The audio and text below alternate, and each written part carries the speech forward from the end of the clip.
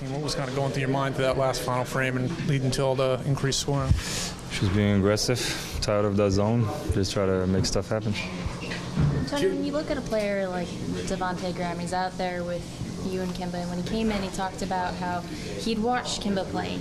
You hadn't been signed yet, and he was so excited just to learn from him. Now he's learning from the two of you. What does that offer for him? Hopefully great knowledge, for him. I think he's a very good player. I think he's going to be a solid NBA player, and once he gets his opportunity, I think he's going to be a very good player for a long time. I think right now he's learning. He's playing very well in the G League, and once he gets his opportunity, after a couple of years, he's going to be great. I like him. He's got the right mentality. He plays under control. He's got a great shot, good defender, so he's going to be a good player. JB just reminded us that this team's been together all of 30 games and kind of exercise caution and patience. Is it tough to understand? I agree with him to a certain extent. At some point we have to be consistent. We have to learn from our mistakes and we have to play better. We just have to play better. In this league, you have to be consistent and you have to bring the effort every night if you want to be a playoff team. And so right now we have 500 and we need to do better.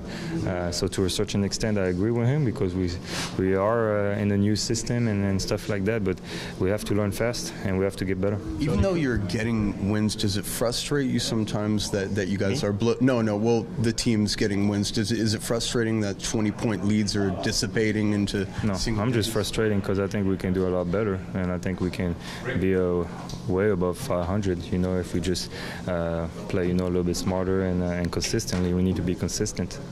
That's what I care more about, the W's. Leads in the NBA come and goes, especially with the three-pointer. You can get a 20-point lead, they'll come back. Teams are going to come back usually. You just have to close the game out. JB said that some players are fueled by the fourth quarter. He said you're fueled by the fourth quarter. Has that always been since you were a kid? When did that start with you? I think I've been in that situation so many times, with the Spurs, with the national team, winning a lot of championships and being in big games, gold medal games with the national team.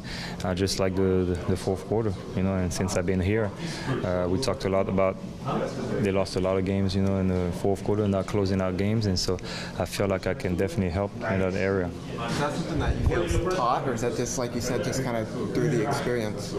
Yeah, I think it depends. You have some players that love it, some players they shy from it. I always loved, pressure moments, and that's how you win championships. That's what people remember. Big games, big shots, big performance, and so I like to be in that situation. And over the years, you have to prove yourself too. You have to earn to have your number called. In those tough moments. Tony, you sort of mentioned being able to do that in the fourth quarter consistently throughout your career. Did you expect to have to do it as often as you have so early in the season with the Hornets?